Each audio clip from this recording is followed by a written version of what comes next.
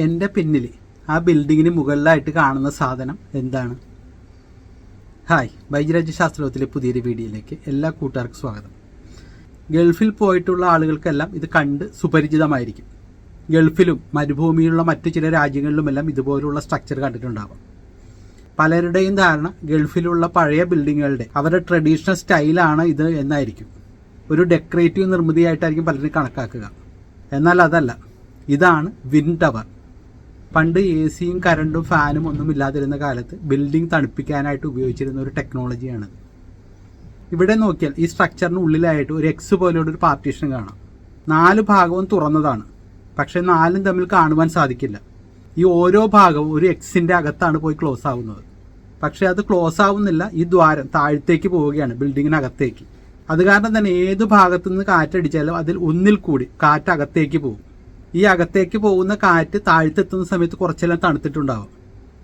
അതും കൂടാതെ ഇതിന് താഴെ ഭാഗത്ത് കുറച്ച് വെള്ളം കെട്ടി നിർത്താറുണ്ട്. അങ്ങനെ മുകളിൽ നിന്ന് പോകുന്ന കാറ്റ് താഴെ തണുത്തെത്തുകയും ആ വീടിനകത്ത് സർക്കുലേറ്റ് ചെയ്യുകയും ഈ ടവറിൽ തന്നെയുള്ള മറ്റ് 3 ദ്വാരങ്ങളുടെ പുറത്തേക്ക് പോവുകയും ചെയ്യും. ഇനി കാറ്റില്ലാത്ത സമയത്താണെങ്കിൽ നമുക്കറിയാം ചൂടുവായു മുകളിലേക്ക് വരും. അങ്ങനെ ഈ ടവറിൽ കൂടെ ചൂടുള്ള വായു പുറത്തേക്ക് പോവുകയും ചെയ്യും. അപ്പോൾ കാറ്റുണ്ടെന്നുണ്ടെങ്കിൽ ഒരു ദ്വാരത്തിലൂടെ കാറ്റ് അകത്തേക്ക് പോകും, മറ്റു 3 ദ്വാരത്തിലൂടെ കാറ്റ് പുറത്തേക്ക് വരും. ഇനി കാറ്റില്ലെങ്കിലും 4 ദ്വാരങ്ങളിലൂടെയും ചൂടുവായു പുറത്തേക്ക് വരും.